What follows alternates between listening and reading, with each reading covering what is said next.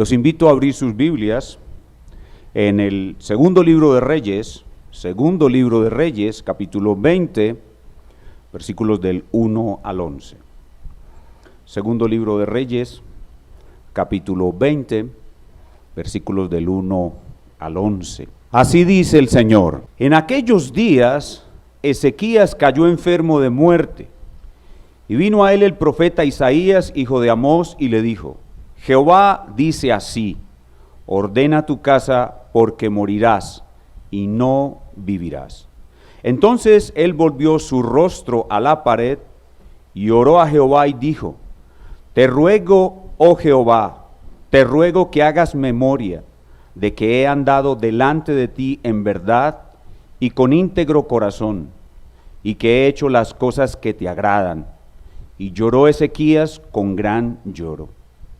Y antes que Isaías saliese hasta la mitad del patio, vino palabra de Jehová a Isaías diciendo: así dice Jehová, el Dios de David tu padre: yo he oído tu oración y he visto tus lágrimas. He aquí que yo te sano. Al tercer día subirás a la casa de Jehová. Y añadiré a tus días 15 años, y te libraré a ti y a esta ciudad de mano del rey de Asiria. Y ampararé esta ciudad por amor a mí mismo y por amor a David mi siervo. Y dijo Isaías: tomad masa de higos, y tomándola, la pusieron sobre la llaga y sanó. Y Ezequías había dicho a Isaías: ¿qué señal tendré de que Jehová me sanará y que subiré a la casa de Jehová al tercer día? Respondió Isaías: esta señal tendrás de Jehová, de que hará Jehová esto que ha dicho: ¿avanzará la sombra 10 grados o retrocederá 10 grados? Y Ezequías respondió: fácil cosa es que la sombra decline 10 grados, pero no que la sombra vuelva atrás 10 grados. Entonces el profeta Isaías clamó a Jehová e hizo volver la sombra por los grados que había descendido en el reloj de Acaz 10 grados atrás. El contexto de nuestro pasaje está en las palabras en aquellos días. Aquellos días son los días de la invasión del rey de Asiria, aquel prototipo del anticristo que vimos en el mensaje anterior. Vemos en el capítulo 18, verso 2, que tenía Ezequías 25 años cuando comenzó a reinar y que reinó por 29 años. Veamos 18:2 de Segundo de Reyes. Dice: cuando comenzó a reinar era de 25 años y reinó en Jerusalén 29 años. Y en 18:13 vemos que la invasión del rey de Asiria fue en el año 14 de su reinado. Veamos 18:13. A los 14 años del rey de del rey Ezequías, subió Sennacherib, rey de Asiria, contra todas las ciudades fortificadas de Judá y las tomó. Y vemos en nuestro pasaje que Dios sanó a Ezequías y le dio 15 años más de vida. Entonces, en el año 14 de su reinado ocurrió la invasión y Dios le dio 15 años después de ser sanado, suman en total 29 años que reinó Ezequías. Esto indica que la sanidad ocurrió también en el año 14, el mismo año de la invasión del rey de Asiria. Además vemos en nuestro pasaje 26, véanlo otra vez conmigo por favor, 26, y añadiré a tus días 15 años y te libraré a ti y a esta ciudad de mano del rey de Asiria, y ampararé esta ciudad por amor a mí mismo y por amor a David mi siervo. Vemos que aquí menciona el ataque del rey de Asiria como si estuviera ocurriendo en ese mismo momento. Entonces, en los días de la invasión del rey de Asiria, muy probablemente en medio de la invasión o un poco después, Ezequías enfermó de muerte y fue sanado por Dios. En otras palabras, el reinado de Ezequías tiene 3 periodos. Sus primeros 13 años él hizo grandes reformas, volvió el pueblo a Dios. En el año 14 lo atacó el rey de Asiria y se enfermó gravemente, y Dios lo sanó y lo libró del rey de Asiria. Tremendo año, ¿no? Y le dio 15 años más de vida. Y todo eso lo hizo Dios por amor a sí mismo y por amor a David, su siervo, a quien prometió que de su linaje vendría el Rey eterno. Sin duda, el versículo 6 es el versículo más importante de este pasaje. Así pues que el tema de nuestro pasaje es la fidelidad de Dios al pacto davídico. La fidelidad de Dios al pacto davídico. Incluso el pasaje anterior, el que predicamos la semana anterior, tiene como tema principal la fidelidad de Dios al pacto davídico. El tema de Sennacherib como un prototipo del anticristo lo sacamos como un tema secundario por la actualidad que le da el coronavirus al tema de la escatología, pero el tema principal del pasaje anterior es el mismo, la fidelidad de Dios al pacto con David. Ahora, para mostrar su fidelidad, Dios usa la sabiduría paradójica del bien y el mal. Dios envía mal a sus siervos una y otra vez, o como en este caso, dos males muy graves casi que simultáneamente, pero Dios los libra y muestra su gloria trayendo una gran salvación a sus siervos fieles, porque Dios es un gran dramaturgo, Dios es un gran creador de dramas. Le hemos puesto por título a nuestro mensaje en el día de hoy, el reloj de sombra de muerte, el reloj de sombra de muerte. Y la palabra clave en nuestra exposición hoy es la palabra fidelidad. La palabra fidelidad. Nuestro drama se desarrolla en dos escenas y voy a usar el mismo bosquejo que usó recientemente nuestro hermano David Hurtado Asprilla en su exposición de Génesis 20. Quiero darle el crédito a David, quien Dios le dio a él este bosquejo. Este pasaje puede dividirse en dos partes, dos escenas de este maravilloso drama. Primero, Dios pone en peligro su promesa, versículo 1. Y segundo, Dios salva su promesa, versículos 2 al 11. Dios pone en peligro su promesa, versículo 1. Dios salva su promesa, versículos 2 al 11. Estamos ubicados en la máquina del tiempo en el siglo 7 antes de Cristo, pero esto es un pasaje que es todo acerca de Cristo. Vamos a ver a Cristo en el siglo I aquí en este pasaje y luego al siglo XXI aplicándolo a nuestras vidas. Comencemos con la primera escena de este maravilloso drama. La primera escena es Dios pone en peligro su promesa. ¿Cuál promesa? La promesa de que de un hijo de David nacería el Rey eterno. ¿Cómo Dios pone en peligro su promesa? Trayendo una enfermedad mortal al rey Ezequías. Veamos otra vez el versículo 1. En aquellos días Ezequías cayó enfermo de muerte, y vino a él el profeta Isaías, hijo de Amós, y le dijo: Jehová dice así, ordena tu casa porque morirás y no morirás. La enfermedad de por sí ya era grave, pero para acabar de ajustar la gravedad, vino Isaías a Ezequías y le confirmó: vas a morir. Nosotros, como Ezequías, vamos a sufrir enfermedades como pruebas. Dios las envía para nuestro bien, para purificarnos, para aumentar nuestra fe, para mostrar su gloria. Algunas de ellas van a ser muy graves, van a ser con sentencia de muerte. Igual accidentes vamos a sufrir con riesgo de muerte y asedio de hombres malos con riesgo de muerte, y estaremos en otras situaciones complejas con riesgo de muerte. Algunas veces será una y después de algún tiempo otra, otras veces una y otra seguidita después de esa, y muchas veces, o tal vez algunas veces, como en este caso, dos casi simultáneamente. Y ese es el plan de Dios. El plan de Dios es la sabiduría paradójica del bien y el mal.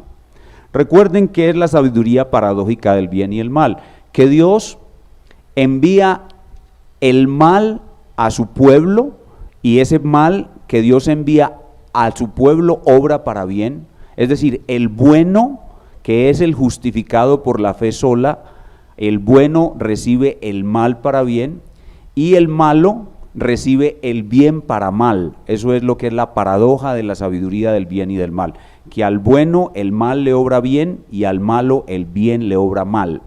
Ese es el plan de Dios, y en ese plan de Dios nosotros tendremos enfermedades con sentencia de muerte. Pero esta enfermedad con sentencia de muerte al rey Ezequías muy probablemente le ocurrió o en medio del ataque del rey de Asiria o muy cerca.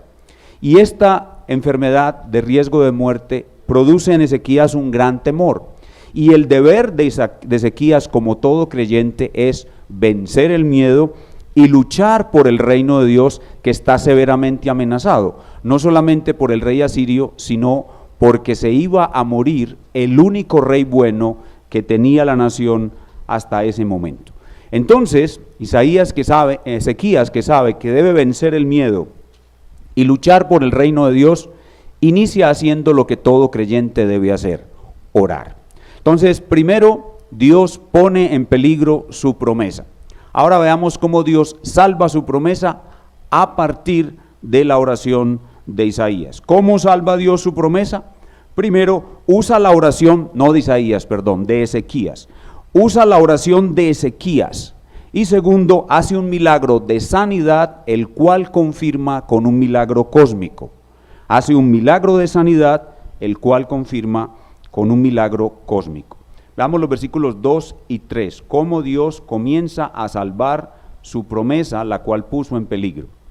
Dice el verso 2: entonces él volvió su rostro a la pared, esto es Ezequías, y oró a Jehová y dijo: te ruego, oh Jehová, te ruego que hagas memoria de que he andado delante de ti en verdad y con íntegro corazón, y que he hecho las cosas que te agradan. Y lloró Ezequías con gran lloro. A simple vista, nos parece que la petición de Ezequías es la de un creyente de corazón dividido, que está muy apegado a este mundo, que solo quiere prolongar su vida porque no quiere salir de este mundo. Pero los hechos de Ezequías nos muestran otra cosa. Nos muestran que él era un creyente despojado de sí mismo y de esta vida, cuya única preocupación era el reino de Dios y su justicia.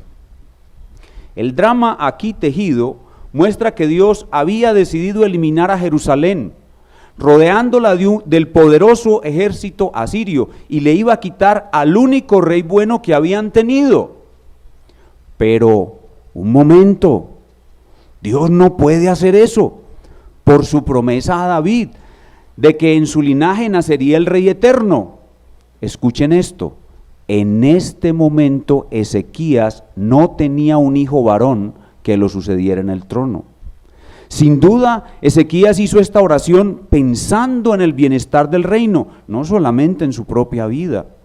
En 2 de Reyes 21:1 nos dice que Manasés, su hijo, que lo sucedió en el trono, era de 12 años cuando comenzó a reinar, y eso encaja perfectamente en la cronología de este pasaje. Así que esta gravísima situación mueve a Ezequías a no querer dejar solo a su pueblo en medio de tan grande dificultad, y lo lleva a orar pidiendo más tiempo de vida, más posibilidades de ver su gloria y de avanzar el reino de Dios. Muy probablemente acostado en su cama, voltea su rostro contra una pared para alejarse de todo el mundo y derrama su corazón en una intensa oración con súplica y lágrimas a Dios por su vida, para poder entregarla por el reino, por la causa de Cristo. Pero de Dios en ese momento, de Jehová. Además de pensar en el reino, una vida corta para los hebreos en la tierra prometida, bajo el pacto mosaico, Ezequías en este momento tenía 39 años. Una vida corta era una señal de desaprobación de Dios. Y Ezequías tenía una vida de obediencia a Dios. Entonces él acude a sus buenas obras para buscar si Dios lo está desaprobando o no. El rey acude a sus buenas obras como argumento para suplicar misericordia en el valle de sombra de muerte. Su argumento en oración es diferente a la oración que haría o que hizo meses atrás, suplicando ser salvado del rey blasfemo de Asiria. Es distinta el contenido de la oración, pero esta oración también es bíblica, porque Ezequías había obedecido las condiciones del pacto mosaico y Dios iba a cumplir su parte. Si alguien vivía en la tierra prometida una vida conforme al pacto mosaico, podía esperar que Dios cumpliera su parte en el pacto mosaico, que era darle una vida larga. Y por eso Ezequías podía esperar que Dios lo bendijera con una vida larga. Entonces, estas dos cosas hacen que Ezequías ore. Y la respuesta de Dios es inmediata. Dios no nos responde siempre así de rápido como le respondió a Ezequías, pero es que aquí el asunto era muy urgente. Era el reino de Dios el que estaba en peligro. Era la promesa de Dios dada a David de que un descendiente suyo sería rey eterno. Y Dios por eso responde aquí inmediatamente. Veamos los versículos 4 al 6.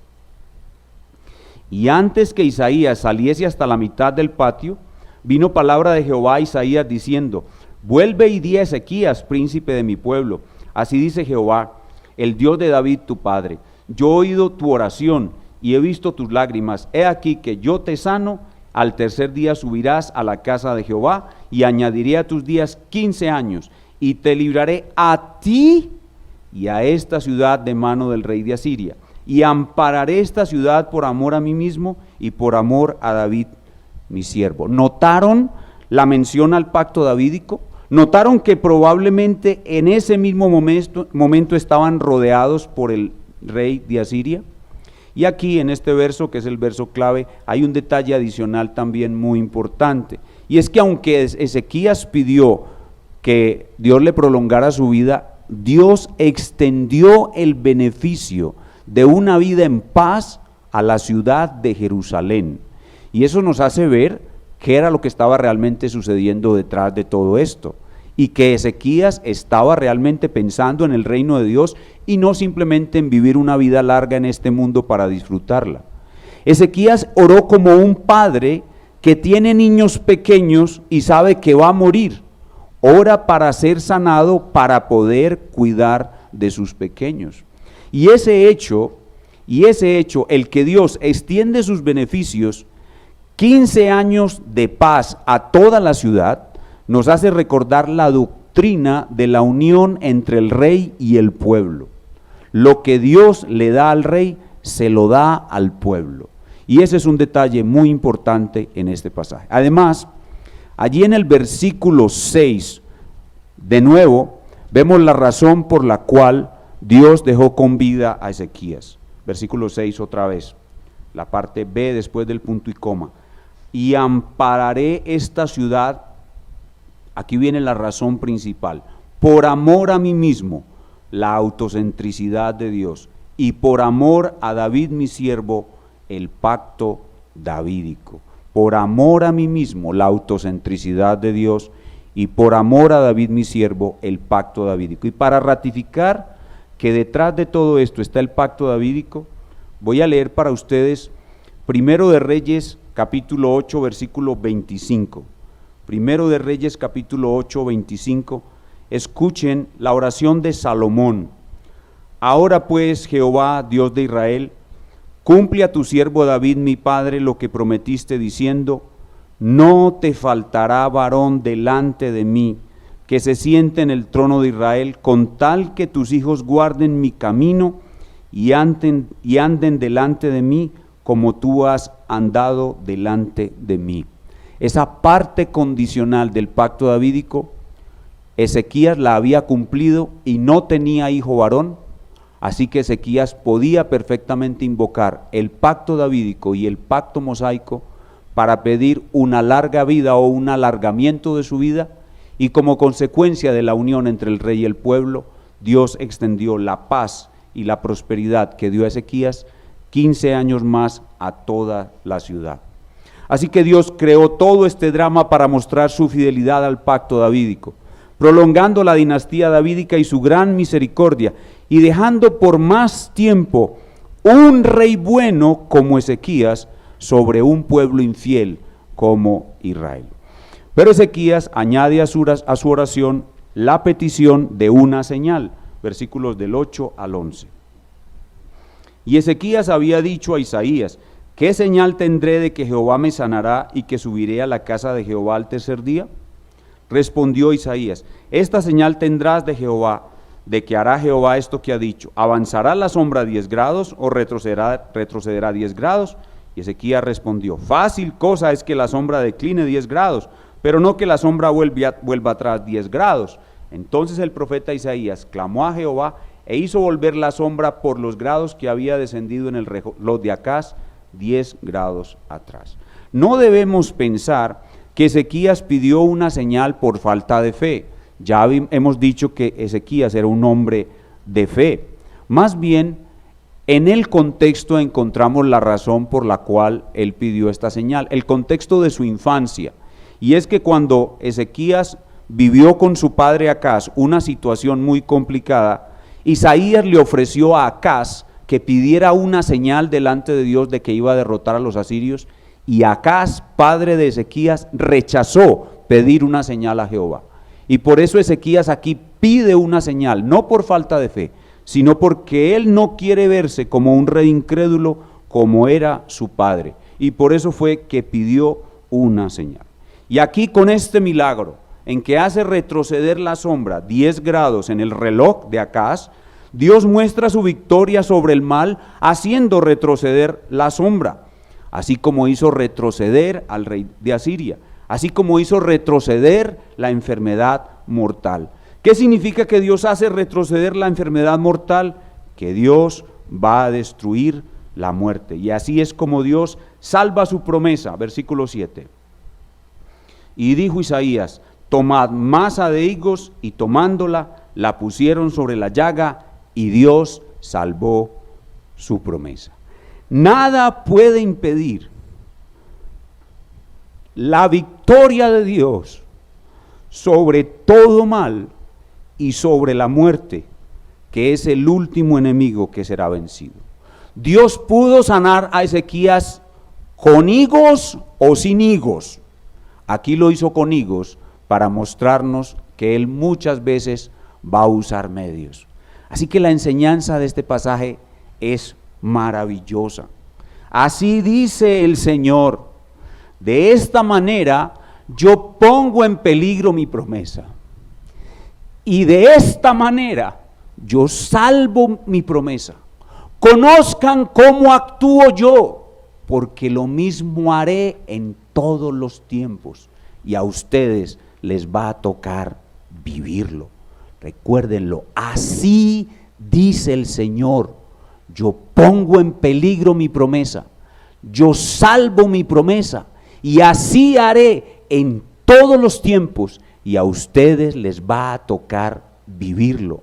Conocer que Dios es así, conocer que Dios es un dramaturgo, aumenta nuestra fe y nos ayuda a enfrentar estas grandísimas pruebas.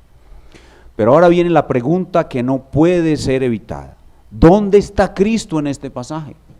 Obviamente en el rey Ezequías, el gran rey Ezequías, rodeada por el mundo, capitaneado por el diablo, está la débil ciudad de Dios. Y Cristo, su rey, está en medio de ella, y él, Cristo, como Ezequías, también es sentenciado a muerte. Y Cristo, como Ezequías, oró con gran clamor y lágrimas.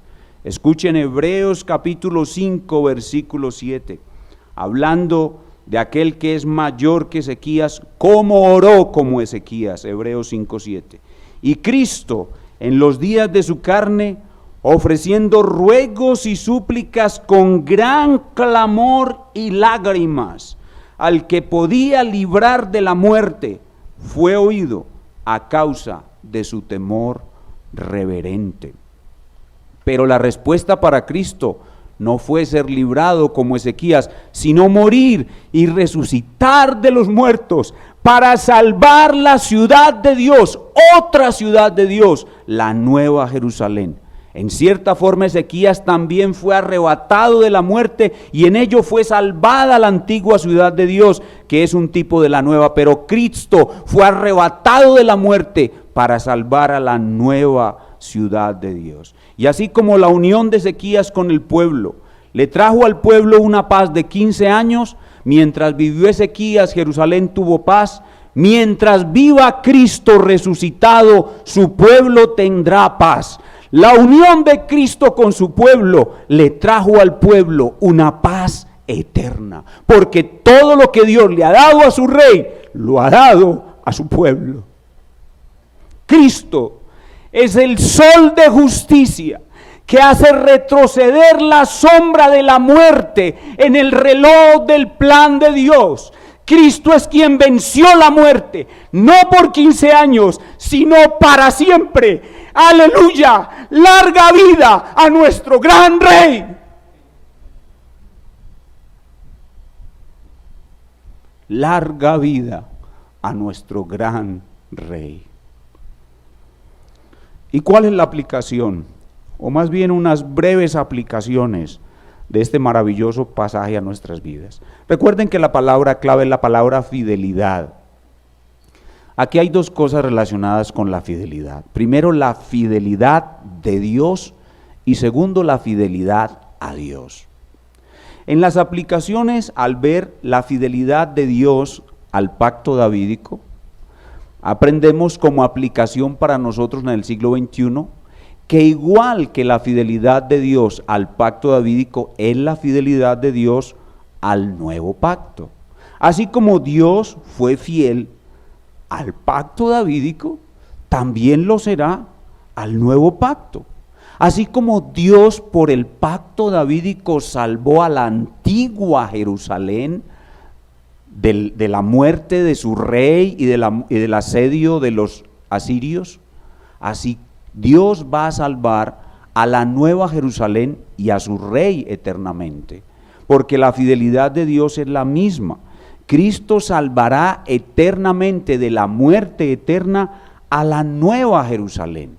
Así que la aplicación de este pasaje es la seguridad absoluta de la salvación de la nueva ciudad de Dios, la nueva Jerusalén. Así que la pregunta para ti, mi hermano, es: ¿eres tú ciudadano de la nueva Jerusalén? Y si la respuesta es sí, entonces este pasaje te dice: Cristo te salvará eternamente, porque Cristo ha muerto para salvar esta gran ciudad. Así que la aplicación es seguridad eterna de salvación para los que somos ciudadanos de la nueva Jerusalén. Eso en cuanto a lo que tiene que ver con la fidelidad de Dios.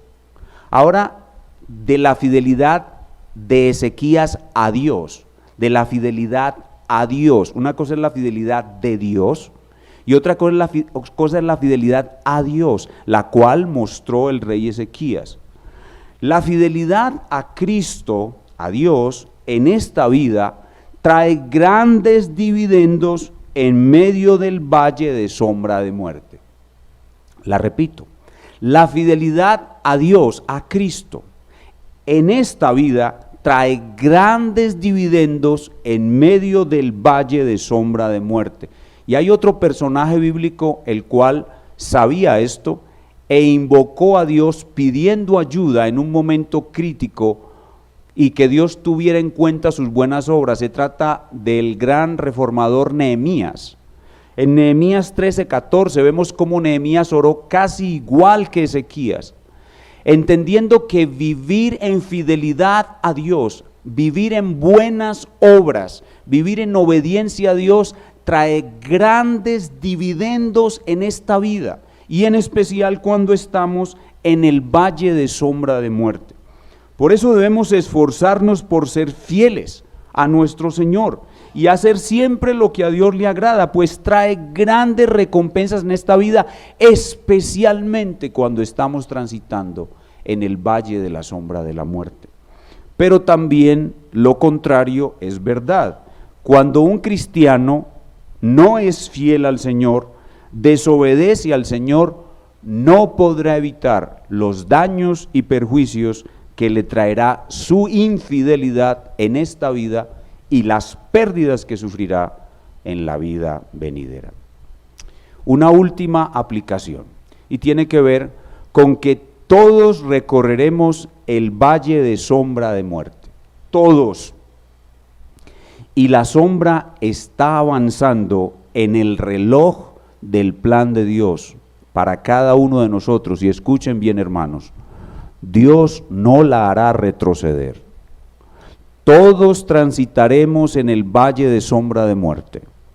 La sombra está avanzando en el reloj del plan de Dios, y podemos decir en estos días del coronavirus que la sombra la tenemos casi que en el cuello todos los días.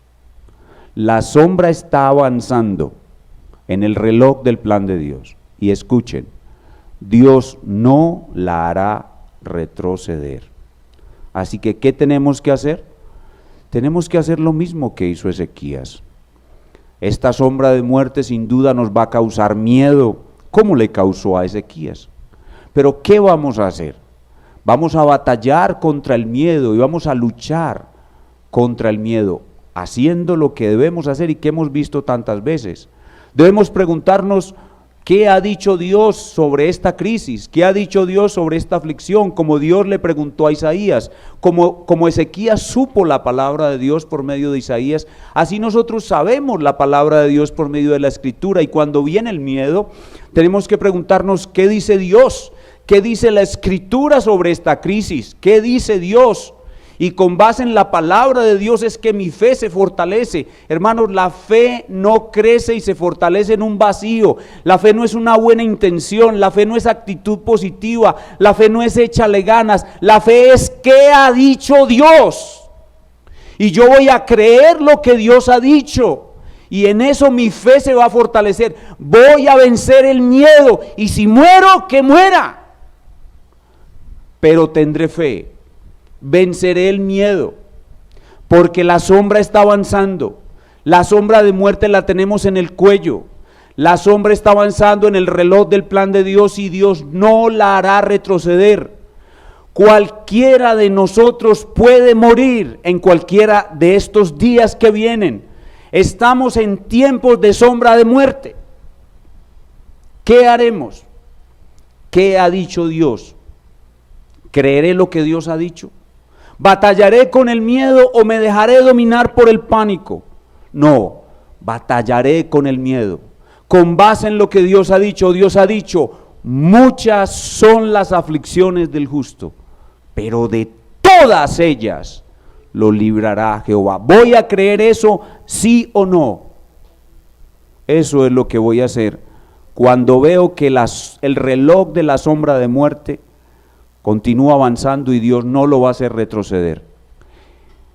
Y algo finalmente, lo último, cuando estemos en medio de la sombra de muerte, cuando la sombra de muerte llegue a mí, yo puedo orar por ser sanado, pedirle a Dios que me sane, pero no debo olvidar orar por el reino de Dios, como hizo Ezequías.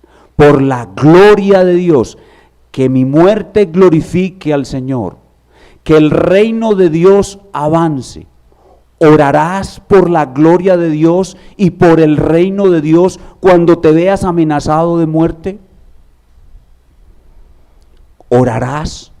¿O te preocuparás solamente porque vas a dejar este mundo y tienes niños pequeños? De paso, es lícito orar para que Dios prolongue tu vida si estás en peligro de muerte porque tienes niños pequeños. Es lícito orar que Dios te alargue la vida para que puedas criar a tus hijos en el temor de Dios. No dejes de orar por eso, pero ¿orarás solo por tu vida?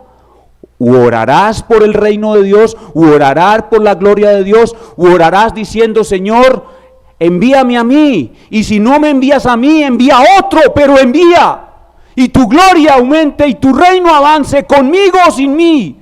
Esa es la oración que haré en mi lecho de muerte. ¿Orarás así? ¿Orarás por la gloria de su reino aun cuando la muerte esté sobre tu cuello? Ese es el gran desafío que nos deja la vida de este rey piadoso Ezequías. Y a nuestros amigos que están conectados con nosotros esta noche, amigos, ¿qué pasaría contigo si viene hoy la enfermedad con sentencia de muerte cuyo nombre no tengo que decir hoy? ¿Qué pasaría contigo? ¿Estás tú en alianza con Dios? ¿Estás tú en el nuevo pacto? ¿Has sido limpiado y perdonado por este Rey eterno que vino a morir para salvar su ciudad? Si no lo estás, es el tiempo ideal para arrepentirte. Arrepiéntete de tus pecados, cree en Cristo, sé perdonado y salvado, y vivirás para siempre en la gloriosa ciudad de Dios. Oremos. Señor nuestro, gracias por tu fidelidad. Tu fidelidad al pacto davídico nos muestra cuán grande eres, cuán ciertísima es tu palabra, cuán infalible es y cuán segura es nuestra salvación a todos los que hemos sido rociados con la sangre del nuevo pacto. Sin duda tú haces grandes cosas, sin duda tú eres un gran dramaturgo, sin duda tú pones en peligro tu promesa, sin duda tú salvas tu promesa, sin duda aún más pondrás en peligro tu promesa una vez más, sin duda una vez más salvarás tu promesa y a nosotros nos salvarás. Te rogamos que los que no te conocen, Señor, sean llevados a convicción de pecado y vean la gloria enorme de Cristo que está en la Escritura y sean salvados eternamente. Recibe estas humildes oraciones y cánticos que te presentamos en este culto de oración esta noche, en el nombre glorioso de Cristo Jesús, el Rey eterno. Amén.